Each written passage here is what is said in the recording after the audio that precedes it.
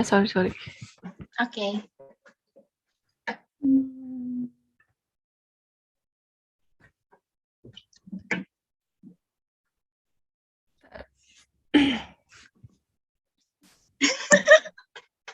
Notek iseng banget. Oke. Halo Kak. Halo. Apa kabar kalian? Baik Kak. Baik. Kakak gimana? Oke. Salam kenal ya semuanya ya. Sip, mungkin mau dibuka dulu sama siapa ya? Sama aku Kak. Oke, mungkin langsung dimulai aja. Selamat malam semuanya. Sebelumnya aku mau ngucapin makasih nih buat Kak Stefani yang udah mau luangin waktunya buat Zoom malam ini jadi mentor dari kelompok kita. Sebelumnya seperti yang udah aku bilang sebelumnya, jadi tuh sebenarnya bakal diadain kayak sesi mentoring gitu yang kurang lebih tuh bakal ngebahas kayak profesi, langkah-langkah atau peluang karir di bidang kakak gitu-gitu sih Kak. Mungkin ini aku kenalin dulu, ada aku sendiri Arini, terus ada Vidya, ada Anastasia atau Aca, ada Fadila atau Dila, sama ada Okta gitu Kak. Dila, Okta, oke sip. Iya. Nah kebetulan kita udah nyiapin beberapa pertanyaan gitu sih Kak. Mungkin atau dari kakak ada yang mau disampaikan dulu nggak? Atau langsung aja? Perkenalan kali ya? Iya, kenalan Kak. Boleh, oke. Oke, sip. Halo semuanya aja, salam kenal ya. Berarti ini angkatan 2019 ya? Iya, 2019. Oke ya. Ya jadi nama aku Stefani, aku angkatan 2016 tapi MA 2017 ya berarti. Terus aku saat ini bekerja sebagai data scientist di Unilever. Sebelum Unilever, aku juga sempat bekerja di Gojek selama kurang lebih 1,5 tahun sebagai data scientist juga gitu sih kurang lebih. Di pengalaman aku sekarang kurang lebih 2 tahun lebih di bidang data science lah semenjak lulus dari ITB gitu. Itu aja sih sedikit tentang aku. Oh iya Kak, ini aku sebenarnya izin di record sama Okta ya Kak sebenarnya. Oh iya boleh. Oke, thank you Kak. Berarti ini langsung aja kali ya Kak, kita udah nyiapin beberapa pertanyaan. Oke. Boleh nih Kak, tadi katanya Okta udah nggak siap mau nanya Kak. Kamu yang mana nih? Masih ke-mute. Oh iya. Oke, selamat malam teman-teman seperjuangan dan Kak Stefani. Jadi aku mau nanya ini. Nanya apa ya? Nah, mau nanya ini sih tentang riwayat pendidikan Kak Stefani itu kayak gimana gitu. Riwayat pendidikannya. Riwayat pendidikan itu maksudnya apa? SD, SMP gitu nggak ya? Bukan. Ya, riwayat pendidikan yang kayak gimana ya? Mungkin masa nggak perlu juga ya? Kayak gimana sih ini maksudnya pertanyaannya hari ini? Maksudnya dari yang ini aja sih Kak, dari yang SMA. kuliah, dari S1 ya boleh, atau SMA deh boleh Kak, dari SMA. Oke. Iya gitu maksudnya. Aku SMA di sekolah swasta di Bandung juga, namanya SMA Santo Aloysius. Terus aku aku kuliah di ITB jurusan matematika itu. Waktu di MAT aku ambil kakak statistika. Oke. Kalau nggak lanjut ke tingkat pasca sarjana? Nggak ada, udah. Oke. Mantap. Makasih Kak. Nggak ada niat gitu ya Kak? Apa? Iya. Apa nggak ada niatan? Niat gitu, Kak? Iya, sebenarnya tuh ada. Jadi aku tuh emang sebenarnya udah pas lulus S1 itu Maret 2020 ya. Terus kan aku udah terdaftar, aku udah mau S2 tuh keluar. Waktu itu ke Spanyol. Cuma kan kondisinya waktu itu pas bulan Maret itu pas COVID kan. COVID baru masuk. Ya, terus di Spanyol tuh parah banget waktu itu kasusnya. Kalau kalian pernah dengar berita Spanyol itu sampai yang sehari berapa ribu itu loh yang meninggal ya kan, jadi parah. Ya udah nggak jadi. Terus nggak, karena mereka maksa admission gitu-gitu tetap harus ke sana, kalau nggak dibatalin, jadi ya udah. Oke. Terus belum kepikiran lagi sih, cuma sebenarnya pengen, tapi karena udah kerja kali ya, jadinya kayak Udah nyaman ya, Kak? niatnya Iya. berkurang gitu ya, biasanya gitu sih. Oke. Mantap. Apa ya? Boleh lanjut ke pertanyaan berikutnya? Siap. Mau nanya tentang ini sih, pengalaman magang dan bekerja Kak Stefani. Ya, Ah, oke, sip. Oke, magang dan bekerja ya. Jadi aku kalau magang itu aku ada tiga kali magang. Jadi waktu aku semester 4 ke 5 ya berarti ya, semester 4 ke 5 itu aku sempat magang di Traveloka. anjir.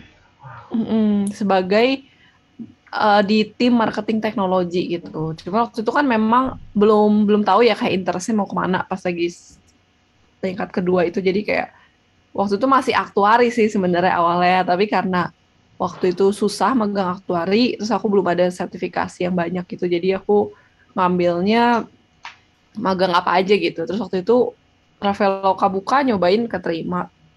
Nah, tapi di marketing teknologi ini sebenarnya role aku mirip-mirip data analis gitulah. Jadi kayak analisis data, masih pakai metode statistika biasa sih kayak gitu. Tuh terus tahun ketiga ke keempat berarti semester 5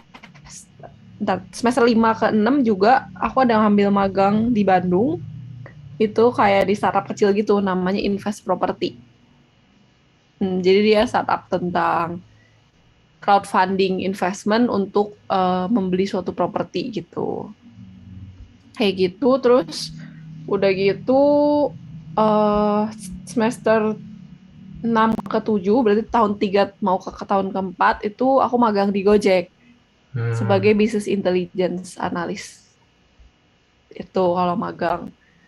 Lalu kalau kerja, jadi waktu aku lulus, aku itu sebenarnya kerja sebelum aku beres seminar.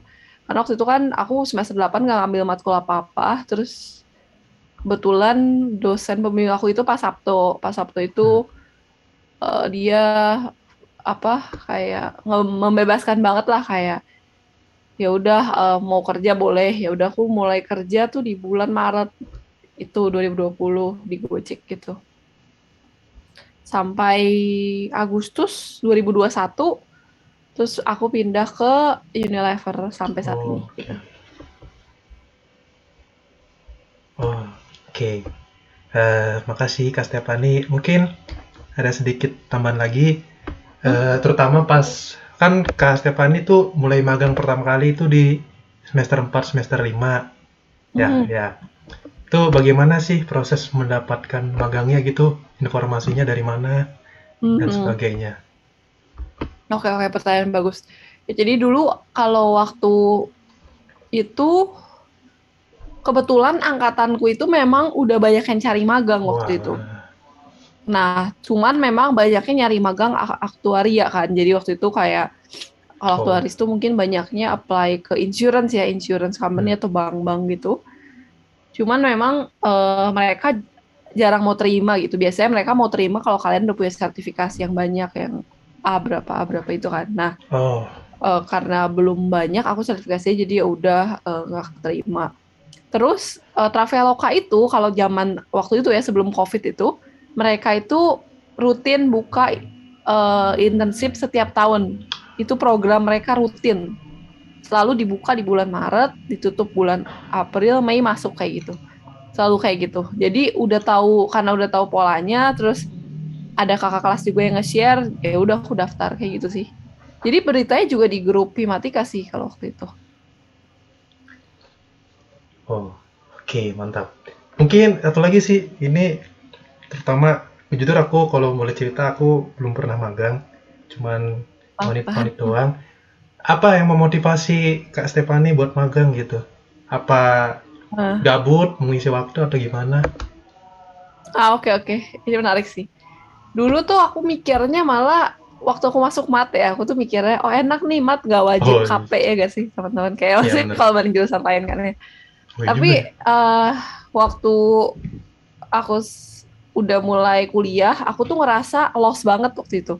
Karena aku sebenarnya tujuan aku masuk mat itu memang aku mau ke aktuaria, cuman seiringnya berjalan waktu ngikut matkul-matkul yang ke arah sana tuh aku Oh iya merasa nggak bisa kayak juga. susah banget gitu ya, kayak aku nggak ada beberapa yang harus dapat A gitu kan, kayak buat dapat sertifikatnya, tapi kayak nggak kekejar terus malah jadi stres gitu kan.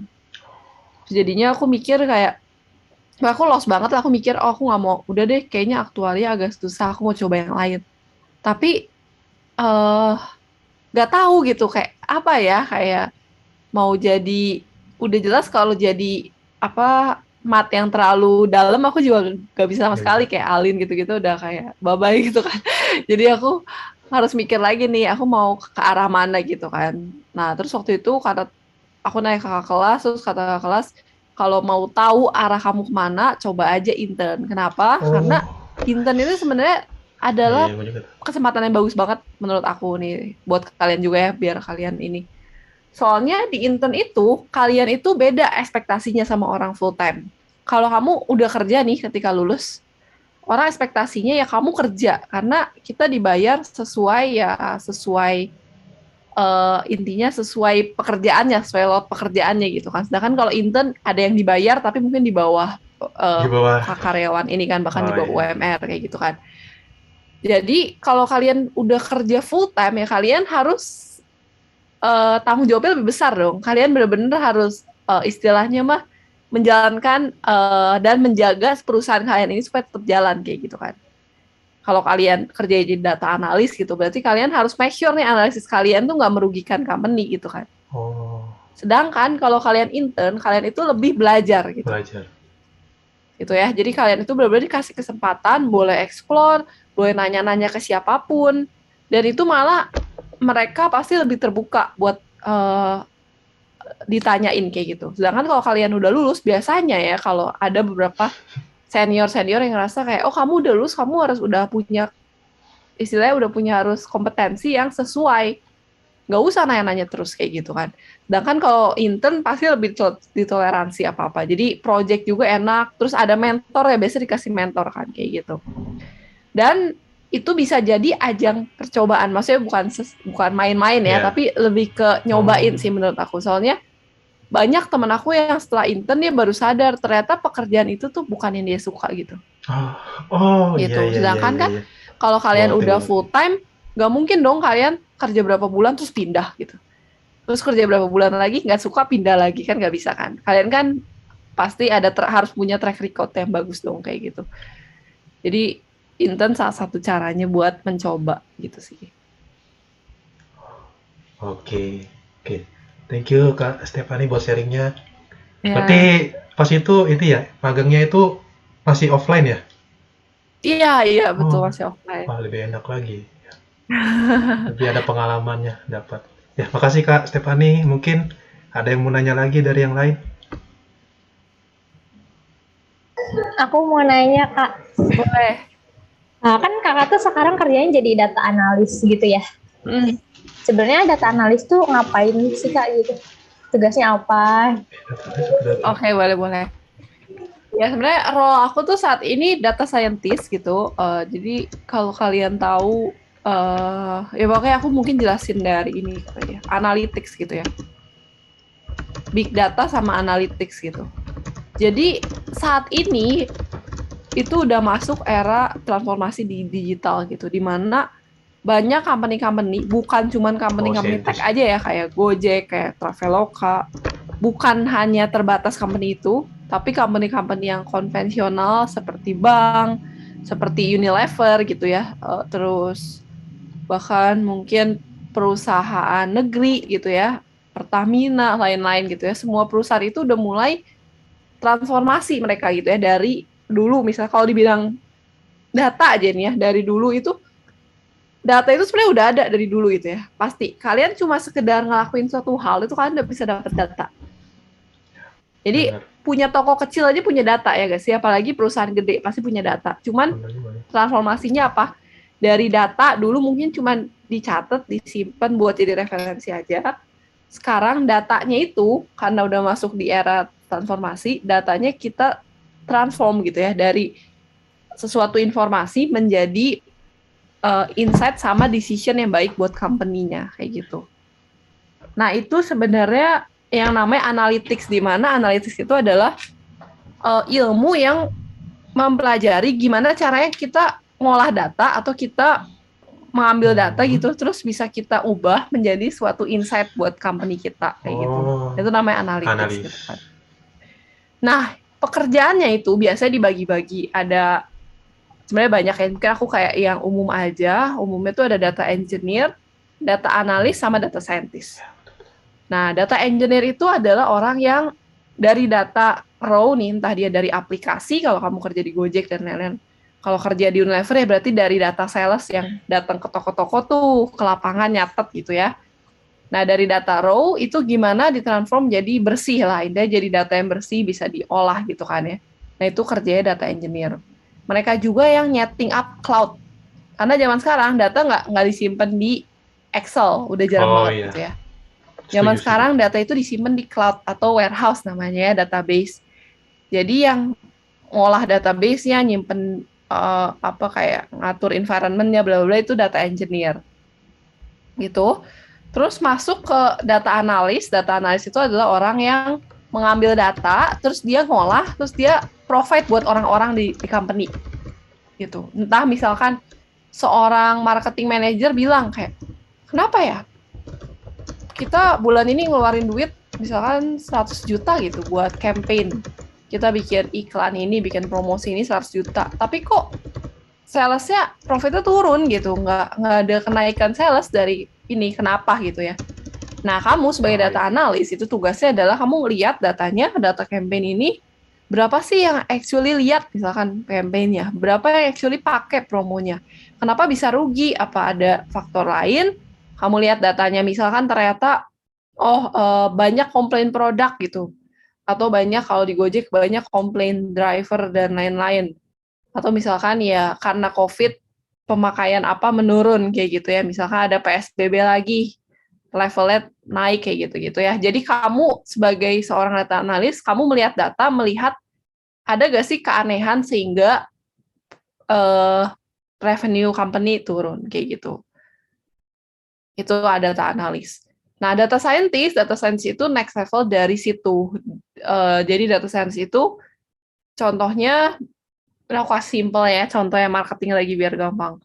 Dulu aku di Gojek, kalau kalian tahu di Gojek itu kamu gitu sama teman kamu bisa dapat voucher yang berbeda.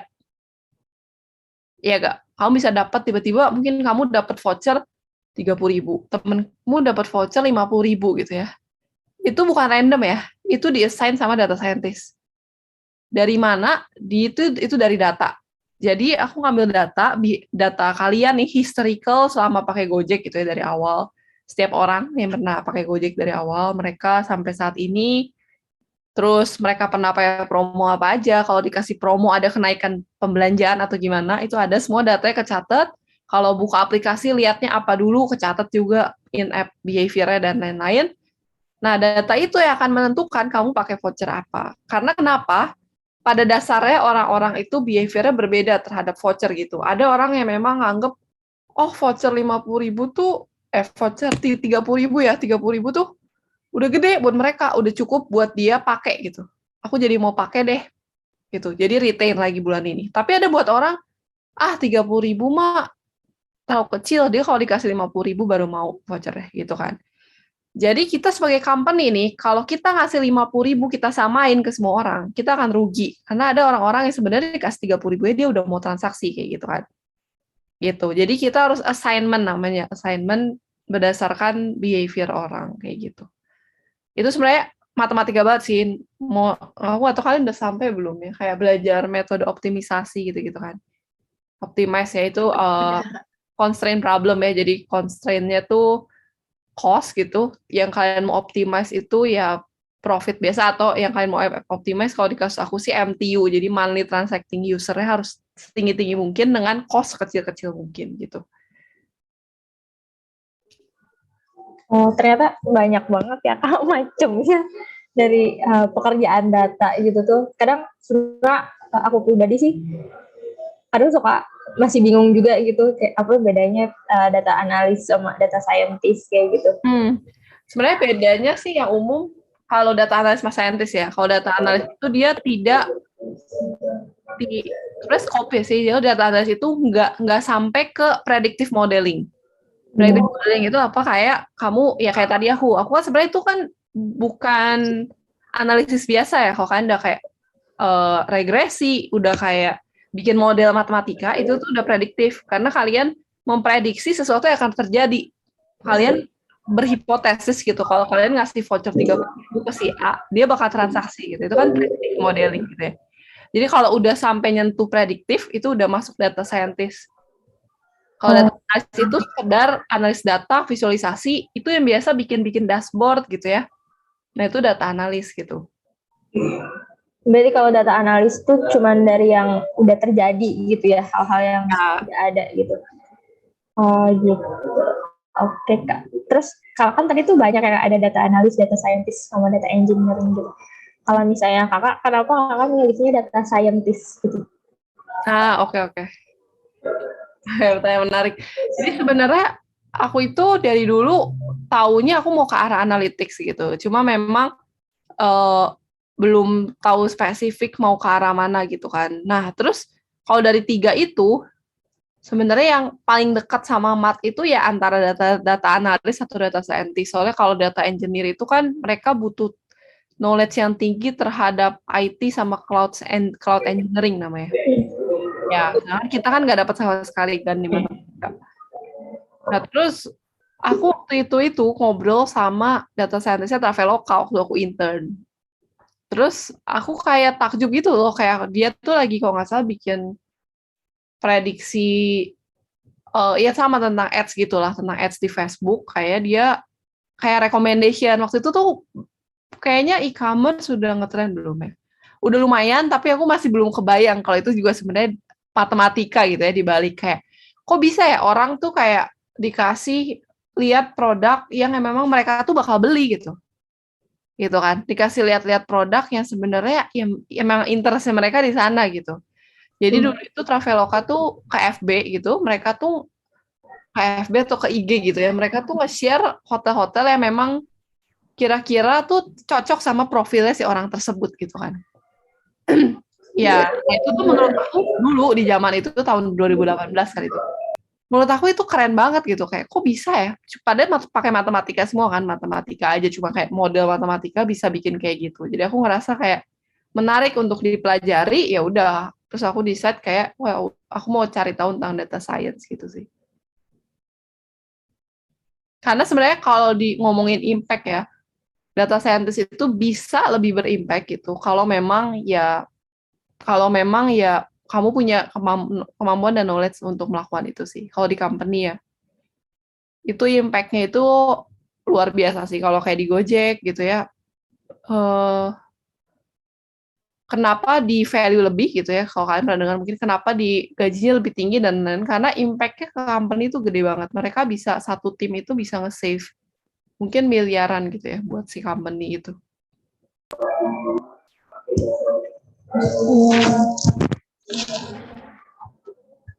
Kalau misalnya data scientist sama data analis gitu kira-kira Pak perusahaan tuh butuhnya lebih banyak apa ya Kak? Kalau lebih banyak apa? Misalnya lebih banyak butuh data analis atau data scientist? Tergantung perusahaan sih aku bilang. Sebenarnya kayak aku sekarang kan jadi data scientist di Unilever.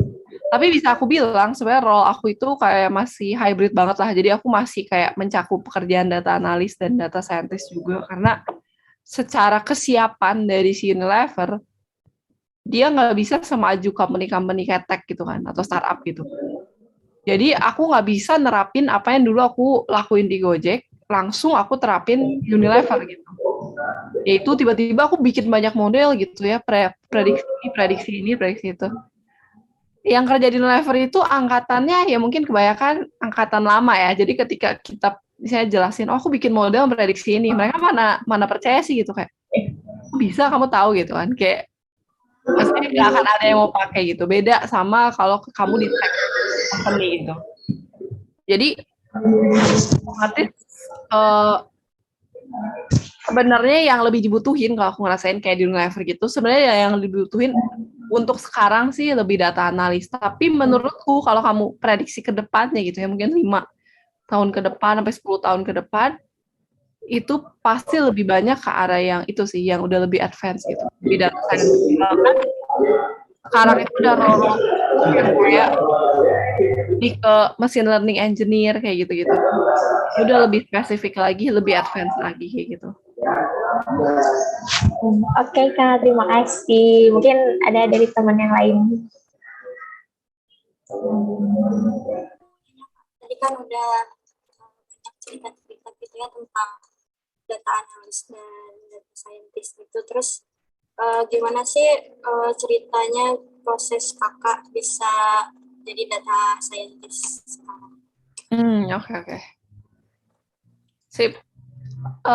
Kalau proses aku sih sebenarnya lumayan panjang sih. Soalnya aku kan pertama kenal data science itu yaitu waktu aku intern di Trave, baru pertama kali gitu ya tahu yang namanya data science. Terus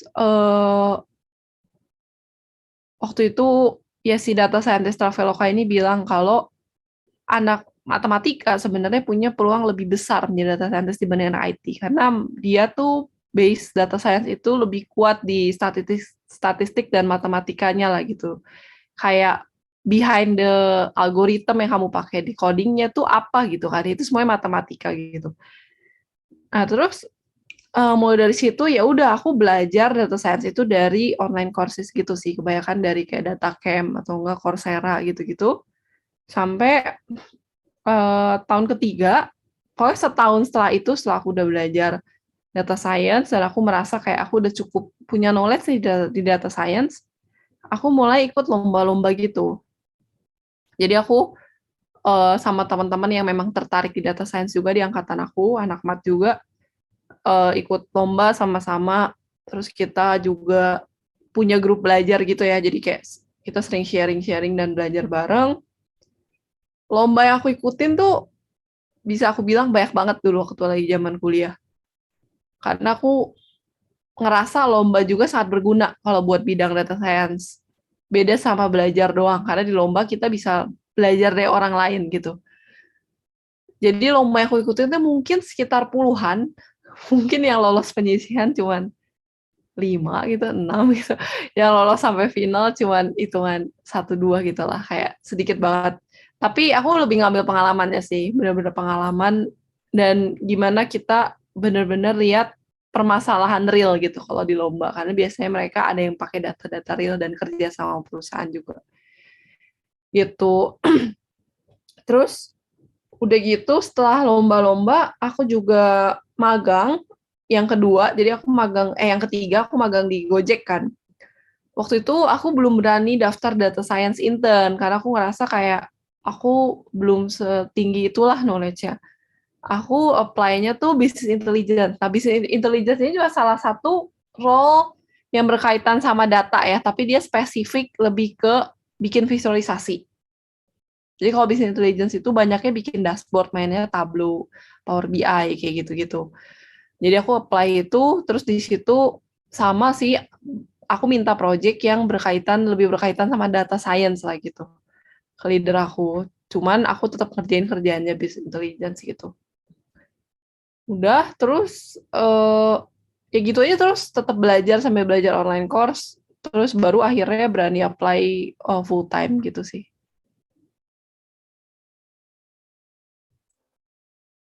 Tadi kan kakak cerita ini apa? Kalau misalnya jadi intern sama udah kerja full time itu beda ya kak diperlakukan sama seniornya gitu mungkin. Kan kakak itu waktu magang nggak pernah jadi data scientist. Waktu pertama kerja full time jadi data scientist, apa ada ngerasa kesulitan gitu nggak sih kak? Iya. Banyak sih sejujurnya. Jadi waktu aku tuh ketika masuk udah COVID ya. Jadi kalian bayangin aku benar-benar di Gojek itu waktu aku full time sampai aku keluar nih. Aku nggak pernah ketemu sama teammate aku. Jadi beneran full online dan kebetulan tim aku itu 10 orang, 7 orang itu 7 orang Singapura. Ya, jadi mereka itu harusnya emang biasanya kalau nggak COVID mereka 2 bulan sekali itu ke Indo buat 2 minggu, 3 minggu gitu balik lagi. Sedangkan karena COVID ya udah mereka emang nggak bisa ke Indo sama sekali kan. Jadi terus menurutku itu agak susah sih. Mungkin sekarang di zaman kalian di tahun ini nih udah lebih perusahaan udah lebih kitanya lebih apa ya adaptasi gitu ya. Jadi program onboarding gitu-gitu itu udah memang cocok dilakukan online gitu. Terus gimana cara mentornya ngejelasin ke aku dan lain-lain. Dulu waktu zaman aku mereka tuh nggak siap buat kayak nge-onboarding seseorang secara online virtual gitu. Jadi bener-bener aku nerima informasi juga susah gitu. Kayak banyak banget aku nggak ngerti tentang basic bisnisnya dulu gitu ya. Aku kebetulan di financial services itu kayak susah banget belajar istilah credit scoring gitu-gitu. Itunya aja karena semuanya virtual, jadi kebanyakan aku belajar sendiri. Mereka cuma kasih dokumen, belajar sendiri. Terus ketika coding dan menemukan apa sih kayak bug gitu kan, kalau kalian kerja langsung kan kalian tinggal tanya ya, tapi ketika online kalian tuh punya perasaan gak enak pasti kayak, oh mau hubungin orang gak enak ya kayak lagi jam kerja, takutnya mereka punya ini. Nggak mungkin langsung call, paling chat juga dibales nggak tahu berapa jam gitu kan. Itu sih menurutku challenge terbesarnya sih kalau dulu waktu zaman aku. Cukup cukup capek juga. Cuman ini sih aku mau kasih mention ke kalian satu hal. Terkadang kita suka sedikit terbawa sama culture zaman sekarang gitu. Culture zaman sekarang tuh kita selalu di sosmed gitu dan selalu bilang kayak, oh jangan mau kerja kalau capek gitu ya. Kerja itu harus balance katanya work sama life-nya gitu ya. Aku nggak bilang itu salah, cuma menurutku untuk kalian yang baru pertama kali kerja, itu worth it kok buat kalian kayak spend lebih lah, sehari lebih dari 8 jam, kalian begadang gitu ya, lembur. Itu worth it dan bakal terbayarkan nanti gitu. Jadi aku sih, waktu aku awal kerja, jujur ya banyak banget lembur, mungkin weekend pun aku belajar sendiri, ngejar sendiri gitu. Ya karena memang kita kan pindah ya dari fase kuliah ke fase kerja gitu. Sama ketika kalian SMA ke kuliah juga mungkin ada yang namanya shock gitu kan, culture shock. Ada yang namanya perubahan kalian belajar gitu kan.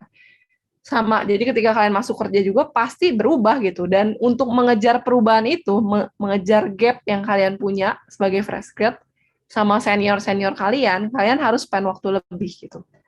Dan itu nggak apa-apa menurutku. Jadi kayak nggak harus selalu mikir kayak aku lembur, dibayarnya kecil, it's okay gitu. Kalian masih early banget. Kalau terus-terusan kayak gitu, berarti udah nggak sehat gitu. Tapi kalau kalian buat kayak 6 bulan sampai setahun pertama kayak gitu, it's masih oke lah gitu. Ini agak loncat sih ya Kak, kalau mengenai karir path atau jenjang karir data scientist di perusahaan itu kayak gimana? Oke, kalau di Unilever sih kita masih belum ada jenjang karir pasti ya buat data, karena masih sedikit banget jujur orang data kita cuma 3 orang sekarang kalau di Indo. Jadinya masih belum ada ladder yang jelas. Kalau di Gojek mungkin ya yang lebih kebayang nih tentang data karena mereka udah punya aturan jelas. Kalau di Gojek itu untuk data science itu dimulai dari junior data scientist. Jadi dulu aku masuknya namanya junior data scientist. Itu level 1, terus udah gitu kalau kalian 6 bulan oke, itu biasanya naik ke data scientist. Data scientist itu ada level 2, 3, 4. Di 3 level, baru nanti senior data scientist. Senior data scientist itu biasanya salah satu level aja. Nah, habis senior data scientist itu dipecah jadi 2. Jadi, habis senior data scientist, career path-nya bebas pilih antara 2 ini. Kalian mau jadi yang namanya data science manager atau principal data scientist. Apa bedanya? Jadi data science itu kan ilmu yang istilahnya kalian ada technical things gitu ya, coding gitu, bikin model matematika gitu ya. Dan kalau kalian naik posisi ke atas, pasti kalian juga harus punya skill people management ya gak sih? Karena kalian jadi leader of the team gitu kan. punya skill people management, terus ketemu stakeholder juga, ngomong sama stakeholder, presentasi, dan lain-lain gitu ya. Nah, ada orang-orang yang memang nggak suka harus ngelit orang gitu, harus kayak punya bawahan, jadi seorang leader, atau ada yang nggak suka kayak ketemu langsung sama stakeholder, dia harus banyak kayak negosiasi, ngebelain timnya gitu ya, menjual pekerjaan timnya ke orang bisnis gitu kan. Mereka kurang suka itu, nah itu biasa milihnya jadi principal data scientist namanya. Artinya mereka kerjaannya cuma coding doang. Mereka kerjaannya memang masih ngerjain pekerjaan kotor gitu ya, istilahnya coding, bikin model, individual kontributor banget lah gitu. Gitu. Biasanya yang suka riset sama emang truly suka coding gitu ya. Karena kalau kalian pilih yang satunya data science manager, otomatis kerjaan codingnya biasanya berkurang gitu. Jadi kayak plus minus sih. Ada yang bilang kalau udah jadi manager biasanya technical skills-nya jadi menurun gitu ya. Jadi kayak kurang jago coding, lama-lama lupa gitu kayak gitu-gitu sih. Gitu. Biasanya kalau ada beda dua itu, terus kalau principal ya udah dia stay principal aja selamanya. Sedangkan kalau data science manager dia bisa naik lagi sampai level paling tingginya sih CDO, namanya Chief Data Officer gitu.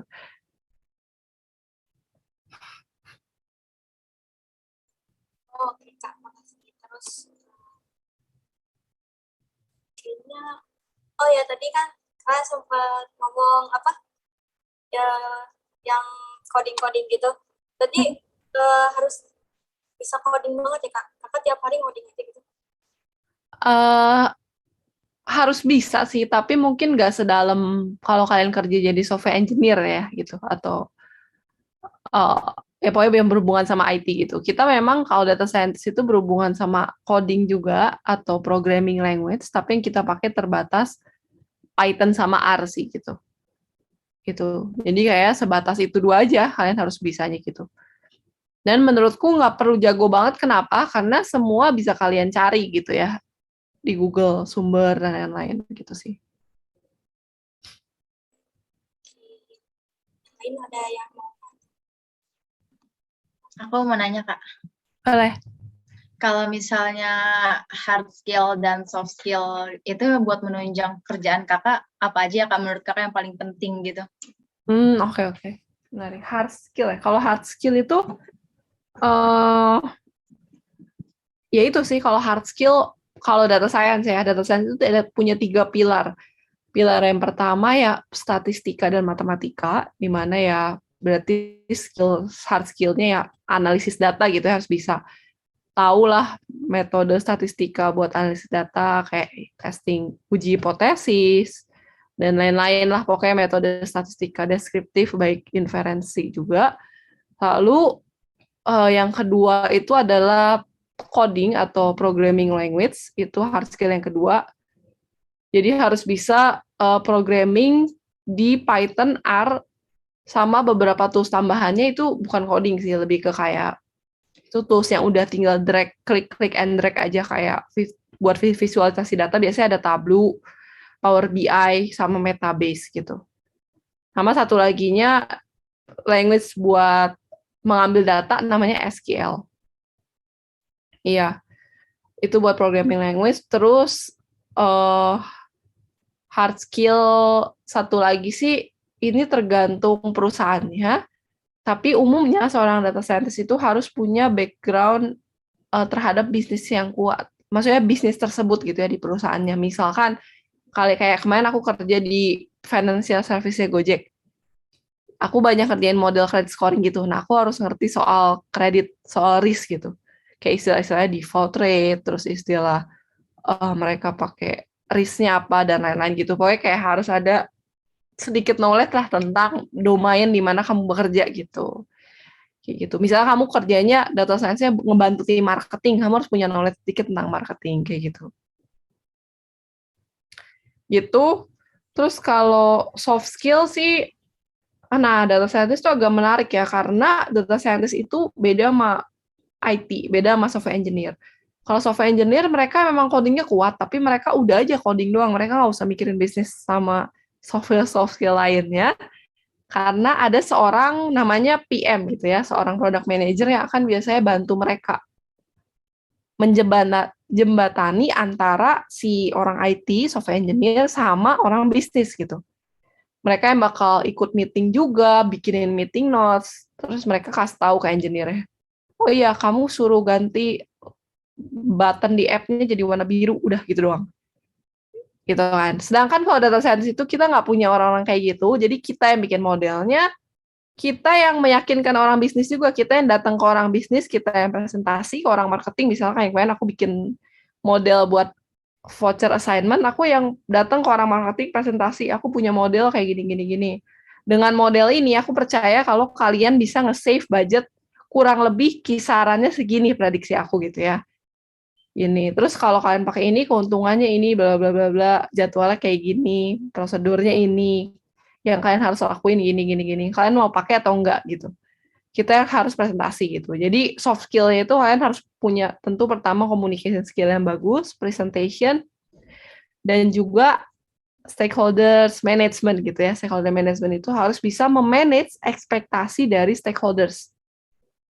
Karena kalau enggak, capek pasti gitu. Kayak gitu sih. Oke, Kak, berarti nomor satunya komunikasi gitu ya, Kak? Oke, udah menjawab, Kak. Sama tadi kan Kakak sempat nyinggung kayak tentang mata kuliah yang berhubungan gitu buat data scientist. Kira-kira kalau misalnya di mata kuliah selama S1 gitu, apa aja ya, Kak, yang kira-kira paling menunjang banget gitu? Oke. Kalau yang paling menunjang banget sih, aku sebenarnya udah agak lupa ya nama matkulnya. Tolong betulin ya kalau salah. Iya, Kak. Kalian semester berapa ya, sorry? Kita 6. Oh, 6 ya sekarang ya. Andat, pasti Andat mau awal kan ya? Iya, Kak. Itu yang kalau yang basicnya tuh Andat, terus ada StatMat udah belum? Lagi StatMat. Oh ya, StatMat juga. Terus ada statistika non parametrik ya kalau nggak salah. Oh iya. Ada nggak? Iya, terus ada ini apa? GLM ya kalau zaman aku tuh. GLM. Generalized Linear Model yang ngajar Bu Duma. Oh, Motlin ya? Modelin. Oh iya, nggak tahu namanya itu. Iya, Kak. Ya, oke, dia ngajarin. Iya, betul. Kayak lo ada diajarin logistic regression gitu-gitu. Terus udah gitu, kalau udah tingkat nanti ya kayak semester 7 gitu deh, ada apa sih namanya itu?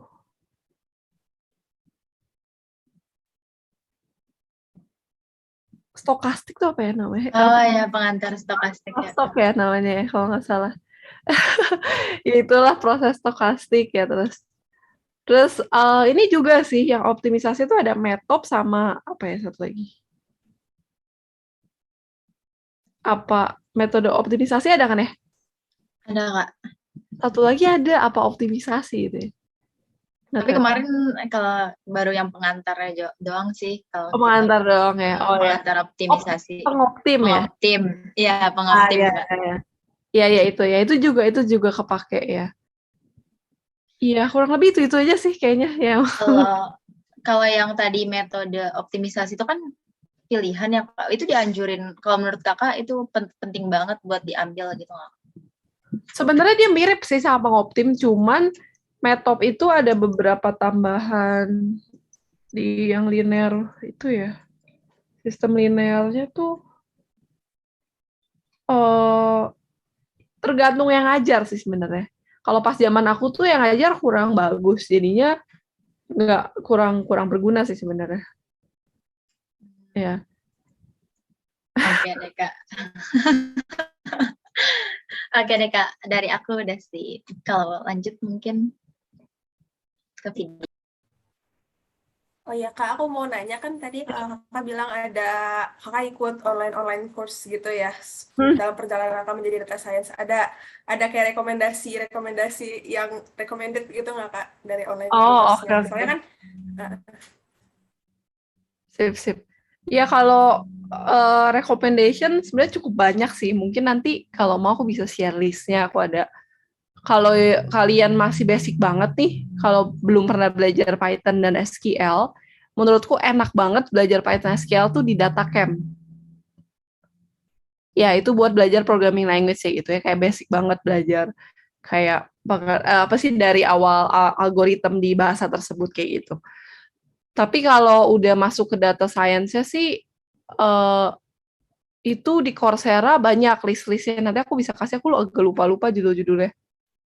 Ada beberapa kayak emang yang specialized course kalau kalian tahu. Cuma itu bayar kalau di Coursera. Ya, bayarnya per course gitu sih. Ya, paling nunggu diskon biasanya akhir tahun atau tengah tahun juga ada kalau nggak salah ada diskon Coursera gitu.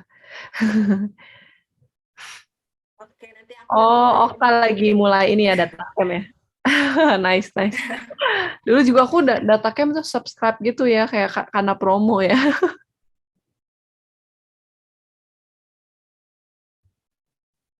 Oke, ntar mungkin aku bisa lewat Arini aja kali ya, ntar ngirimnya. Boleh ya. List-listnya. Oke. Terus ya. Oh ya, kan tadi kakak udah pernah kerja di Gojek, sekarang juga di Unilever gitu. Nah, menurut kakak ada nggak budaya-budaya tertentu dari selama kakak kerja di beberapa perusahaan gitu?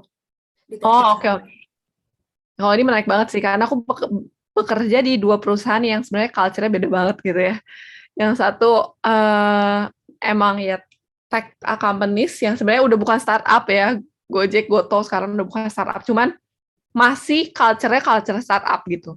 Sedangkan Unilever ya culture-nya culture korporat gitu kan. Ya beda jauh sih kalau yang aku rasain, contohnya gitu ya, yang perbedaan jauhnya apa, kalau di Gojek itu dari ini mungkin ya, working space ya. Working space-nya itu kalau di Gojek tuh benar-benar open dan bebas. Jadi dulu kalau masuk kantor ya di Gojek itu, kita nggak punya namanya kursi sendiri, kayak locker sendiri, atau kalau yang udah posisi tinggi punya ruangan sendiri gitu, nggak ada. Di Gojek itu bahkan CEO aja bisa ketemu sama kita, atau kalau kamu manajer kamu bisa duduk sebelah kamu gitu ya. Dan kita duduk itu bebas kalau di Gojek. Jadi kamu misalnya mau pindah duduk itu boleh gitu ya, pindah-pindah dan kayak nggak ada kursi siapa, meja siapa gitu. Dia benar-benar open dan terbuka banget gitu. Terus kalau di Unilever ya aku rasain ya memang karena korporat mungkin ya, jadi itu terassign satu-satu dan kayak lebih tertutup lah, kayak ke depan itu kayak nggak bisa lihat depannya gitu, tau gak sih, kayak dihalangin gitu kan, kayak gitu. Terus kalau yang posisi tinggi punya kayak meja sendiri yang lebih luas gitu, atau bahkan ada yang punya ruangan sendiri gitu kan. Ya itu bedanya. Terus kalau culture dalam bekerja sih, kalau di Gojek, di startup ya tentu lebih ini ya, lebih fleksibel mungkin ya, kayak jam kerja. Jam kerja itu fleksibel banget kalau di Gojek. Bahkan ada ya, kalau tim IT itu biasanya mereka masuk jam 1. Iya. Kalau dulu tim aku masuknya jam 11 sih. Ya, siang banget sih ya, teman-teman. Jam 11, tapi jam 11 Singapura, jadi Indo jam 10. Terus pulangnya juga bebas. Maksudnya kayak kalian mau udah off laptop jam 4, jam 3 nggak akan dimasain, karena yang dilihat itu performa di sprint namanya. Jadi dalam 2 minggu kalian harus deliver apa aja tuh, nanti di list ada sprint review kayak gitu. Kalau di Unilever, ya jam kerja fix gitu ya. Biasanya itu jam 9 sampai jam 6 gitu. Gitu. Terus kalau culture satu lagi apa ya? Mungkin yang menarik. Ini sih dalam soal meeting dan lain-lain gitu ya. Dan kayak way of working-nya aja. Kalau di startup itu kalian pasti akan ngerasain lebih orang-orang lebih berani berpendapat kalau menurut aku. Kenapa? Karena memang dibiasakan seperti itu. Jadi misalnya ada meeting, diskusi gitu, walaupun online gitu ya, pasti banyak yang throwing ideas. Kamu lagi ngomong, ada yang, kayaknya itu enggak deh, gini, bla bla. Jadi lebih diskusinya nyata gitu yang aku rasain. Sedangkan kalau di Unilever itu, kebanyakan diskusi, bahkan yang katanya diskusi, meetingnya itu lebih sungkan gitu orang-orangnya. Jadi karena mungkin lebih menghargai senior dan lainnya diajarinnya, jadinya kalau ada yang senior lagi presentasi nggak akan berani tuh ada yang komenin dan lain-lain kayak gitu sih. Ya itu yang berasa banget. Oke, aku nggak tahu kan ini tadi kayaknya agak late di awal udah dijelasin apa belum? Kan sebelumnya kakak Eh, kerjanya di Gojek gitu. hmm. Sekarang di Unilever. Keputusan kakak kenapa memutuskan untuk pindah untuk kerja itu kenapa ya kak? Oh iya ya, belum. eh Ya, sejujurnya aku dulu ketika mau pindah dari Gojek itu aku di-approach sama leader aku sekarang di Unilever. Jadi leader aku ini dia sales leader gitu dan dia istilahnya dia belajar data science lah. Dia kayak ngambil S2 online gitu tentang data science. Terus dia merasa dia bisa nerapin ini di Unilever. Jadi dia intinya dia mau membangun dan membawa data science gitu ke Unilever Indonesia. Nah, terus dia approach beberapa orang kan. Ya, aku tertariknya karena yang pertama memang visi dia sih yang kayak kuat banget, motivasinya kuat gitu dan aku ngerasa aku bisa lebih berkembang karena kalau di Gojek itu kan timnya gede ya. Aku tim 10 orang gitu. Jadi dan aku posisinya masih tergolong di bawah lah gitu. Aku data scientist, banyak yang senior-senior gitu kan. Jadi aku itu kurang bisa deket sama bisnis aku ngerasanya. Gitu. Kebanyakan aku udah dikasih suatu project sama leader aku waktu aku di Gojek, terus ya udah aku kerjain aja gitu. Technical skills aku memang nambah terus pastinya karena aku ngerjain coding terus belajar sama yang senior aku dan bla bla bla gitu kan, banyak pair programming. Tapi ketika aku ditawarin di Unilever, aku ngerasa kayak, oh ini kesempatan bagus di mana aku bisa apply sebenarnya apa yang aku udah pelajari dan membangun sesuatu yang baru gitu di Unilever. Karena benar-benar baru banget dan bisa jadi salah satu pionir gitu. Itu sih, jadi sekarang masih benar-benar build banget kalau di Unilever itu dan kayak kalau ini sukses tuh kita bakal gede-gedean ngembangin tim data gitu kan. Jadi kayak bisa jadi kesempatan yang bagus buat di karir aku sih. Aku lihatnya gitu. Oke, berarti emang baru banget ya kak kalau kayak data science di Unilever itu kayak baru di kakak gitu sekarang ya. Iya, masih baru banget. Kita cuma 3 orang, benar-benar 3 orang sama leader aku itu 3 orang itu. Terus Keren. kalau di global sih udah banyak sih data scientist-nya. Cuma memang di Indo masih sedikit. Lanjutannya kalau peluang karir di mana ya? Berarti di Unilever ya sekarang. Menurut kakak gimana tuh untuk data scientist? Oke. Iya sih, sejauh ini sih aku masih positif dan optimis ya kalau ke depannya bakal berkembang banget sih data science di Unilever ini. Cuman memang nggak semudah di perusahaan tech gitu. Mungkin kalau di perusahaan tech, ya istilahnya kayak yang tadi aku bilang ya orang-orang udah familiar lah sama digital gitu ya, sama data, sama IT, sama data science. Kalau di Unilever ini challenge-nya kebanyakan yang aku alamin selama udah kerja 9 bulan sekarang, itu adalah meyakinkan orang-orang kayak mereka belum kenal lah sama digital, belum kenal sama data analisis gitu. Dikasih sesuatu yang baru itu cukup susah. Jadi benar-benar harus banyak kayak apa perkenalan dulu lah, benar-benar introduction lagi ke setiap tim gitu-gitu dan lain-lain. Jadi mungkin gak dalam waktu cepat bakal berkembang banget sih. Paling mungkin setahun ke depan kita baru mulai expanding the team gitu. Oke, thank you Kak. Ini mungkin last kali ya, tapi mungkin kalau ada teman-teman nanya lagi, habis ini boleh. Dari kakak ada nggak tips buat kita gitu, sebagai calon mahasiswa tingkat akhir nantinya? Ya. Ya sip ya, udah semester 6 ya sekarang ya. Oke, kalau tips sih, kalau di akademik ya pertama ya, menurutku sebenarnya ada orang bilang kan, maksudnya apa yang kita pelajari kuliah itu gak terlalu berguna banget lah buat kalian kerja gitu. Sebenarnya tergantung kalian kerjanya apa, tapi kalau menurutku sih sebisa mungkin manfaatkan aja apa yang kalian bisa pelajari. Kalau ternyata kalian dapetnya memang yang dosen yang kalian nggak, karena kadang memang ada ya kayak dosennya nggak sesuai sama yang kita ini, jadinya kayak mau kalian benar-benar pelajari juga susah gitu kan ya.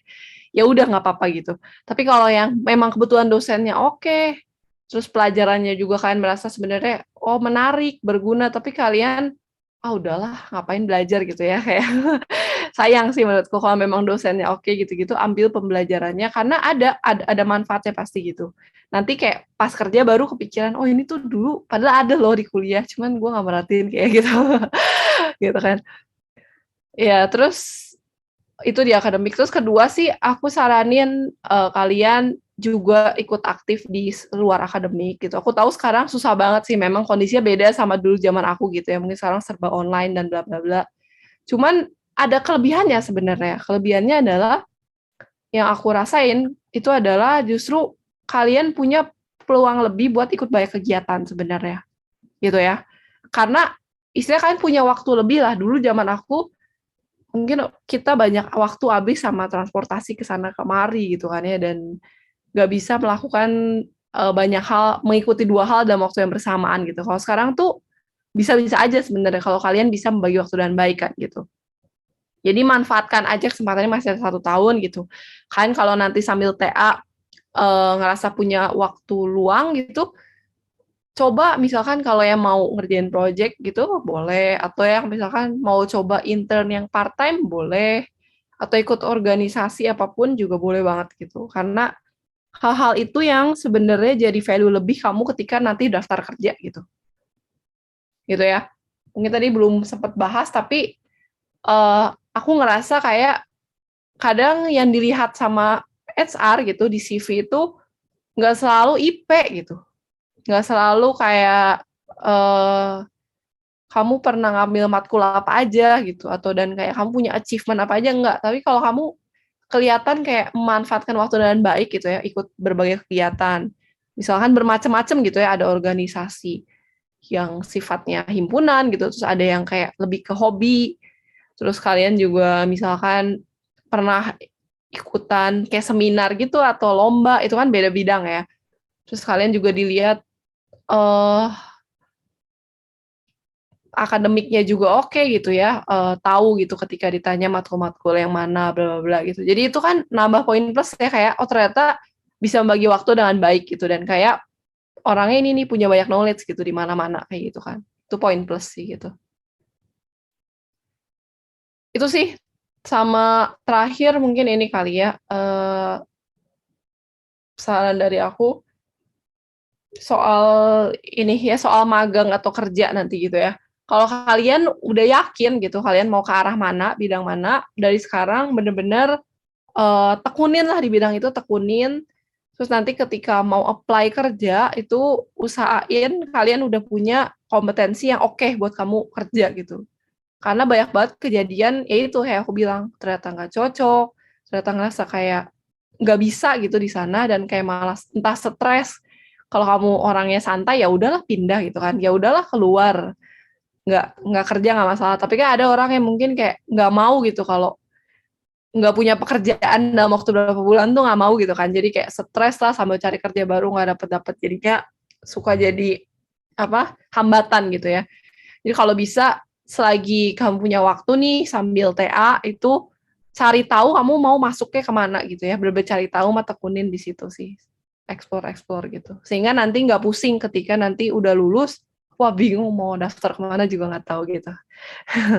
Masih ada setahun. Itu sih. Oh iya Kak, aku mau nanya kan kalau zaman kakak tuh gimana ya Kak nyari-nyari info lomba gitu. Saya kayak aku pengen ikut lomba tapi kayak nggak tahu gitu Kak infonya Ah gimana, ya, kayak nggak dapet info aja gitu. kalau dulu tuh aku kalau lomba tuh dari IG gitu sih. Aku lupa ya namanya apa. Ntar aku sambil lihat. Kalau dulu tuh namanya ya ada kayak info lomba nama IG-nya. Info lomba terus ada kampus update gitu-gitu.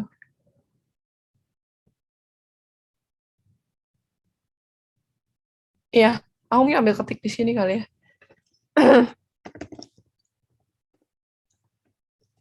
Ya aku biasa tahu-tahu dari sini sih. Kalau enggak, nah aku eh, sebenarnya kurang tahu angkatan kalian gimana. Cuma kalau di angkatan aku tuh ada aja gitu yang nge-share. Karena mungkin ada aja yang emang ambis banget kan gitu. Jadi kayak mereka biasanya tahu lah info-info lomba duluan, terus suka nge-share gitu di grup. Kayak gitu sih. Biasanya aku tahu dari temen sih lebih seringnya. gitu.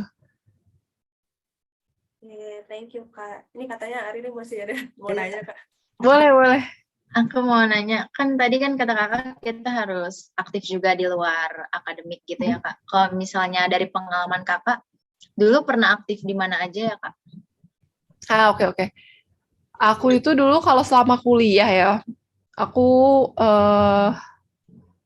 ikutan kalau di dalam kampus itu kebanyakan ya panitia doang sih. Jadi aku kalau unit itu aku lumayan aktif. Aku ikut ISO kalau kalian tahu unit ya. Ya, jadi aku itu ngejabat juga di ISO.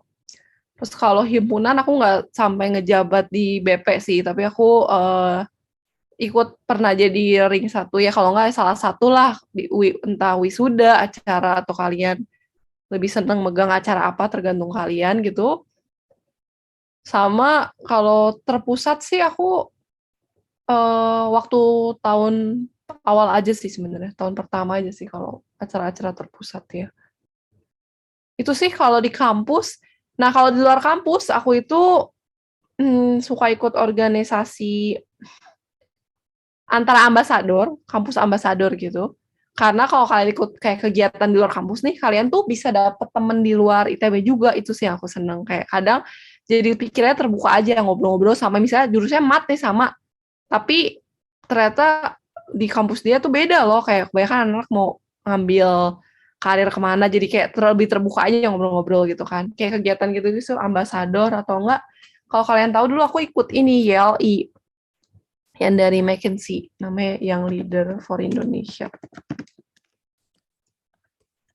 Nah, ini tuh program bagus banget sih kalau kalian mau coba apply, itu kalian bisa tahun ini atau tahun depan juga masih bisa. Jadi pas mau lulus itu juga masih boleh daftar. Nah, itu programnya tentang melatih skill kepemimpinan lah, leadership gitu. Gitu, terus aku juga udah sih kayaknya, kalau itu aja. Udah sih. Oh, kalau dalam kampus aku juga ikut ini dulu, pas zaman aku baru dibikin sih ini Siam. Nggak tahu sekarang masih jalan nggak sih? Siam Kak? Sama Bu Lena yang ngelitnya. Ini. Aku kurang tahu deh. Kata ya. Terakhir tuh siapa ya angkatan 18 tuh? Lihatnya aku lupa. Siam. Student chapter gitu dia, student chapter.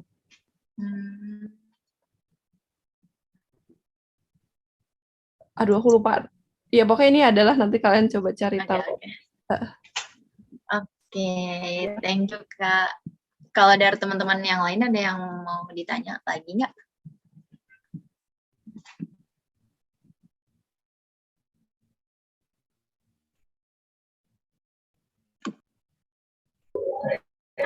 Aku udah cukup sih.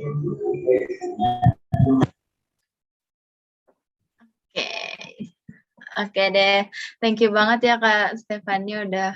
Oh iya Kak, dokum. Sorry banget Kak. Oh iya. Oke. Tunggu. Aku hitung ya. Ya.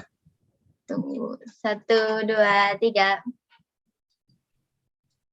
Oke, sekali lagi. 1, 2, 3. Oke. Thank you banget ya Kak Stefani udah nyempetin waktunya, udah malam banget. Makasih banyak Kak. Makasih Semoga banyak, sukses Kak. selalu ya Kak Stefani. Iya, sama-sama. Semoga sehat-sehat juga ya. Dan buat yang puasa, selamat menaikkan ibadah puasa. Ya. Makasih Kak. Ya, duluan ya aku ya. Oke Kak. Iya, makasih banyak ya Kak. Iya, boleh. Kalau mau follow IG aku. Mau. Mau, Kak. Hari ini ada apa ya? Punya IG aku gak sih? Enggak ya? Aku belum sih. Belum ya? Ini nih IG aku. Kemarin. Kalau mau. Oke, nanti aku follow back. Oke. Sip. Thank you Kak. Ya, bye-bye. Bye. Makasih, Kak.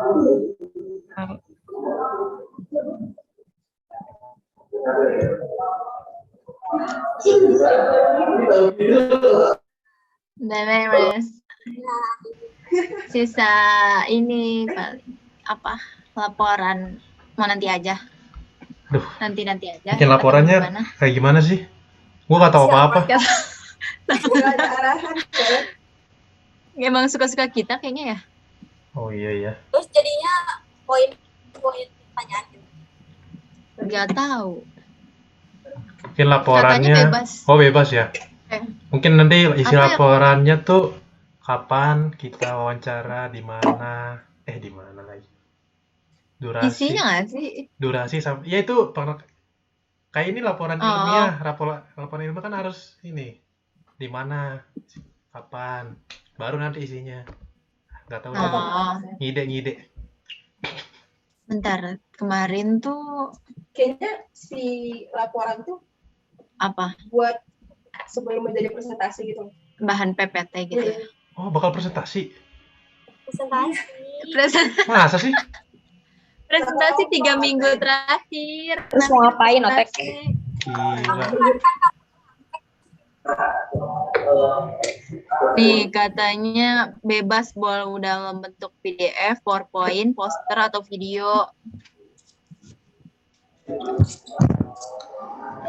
Buat rangkumannya kenapa? Gitu. Mau apa? Apa mau PPT nggak sih enak? Oke. Aja gila sarjana PPT. Ya poin-poinnya aja kan. Sari Kalian juga edit. kalau disuruh presentasi kan nggak ada PPT-nya. Oke, buatnya mau kapan? Ntar aja, ntaran aja. Kan itu deadline-nya itu Selasa. Satu ini. Tanggal 11 April 2359. Mau berarti ini aja gitu abis pengankom siang. Boleh. Apa Sabtu siang gitu. Aman. Oke.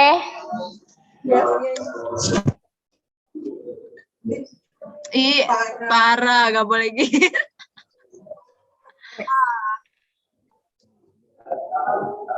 Oke. Kita Selasa ya. Ya udah nanti kita ngomongin lagi. Sabtu. Atau iya ntar maksudnya itu startnya biar Senin udah beres. Laporan doang kan apa sekalian buat slide? Kan kita mau laporan dalam bentuk slide. Oh, laporannya dalam bentuk slide. Tadi katanya oke. Oke nggak? Oke. Oke. Oke ya. Oke. Oke, thank you guys. Bye. Ciao. Thank you. Dadah. Dadah. Oke, ini aku N ya. Bye bye. Bye bye.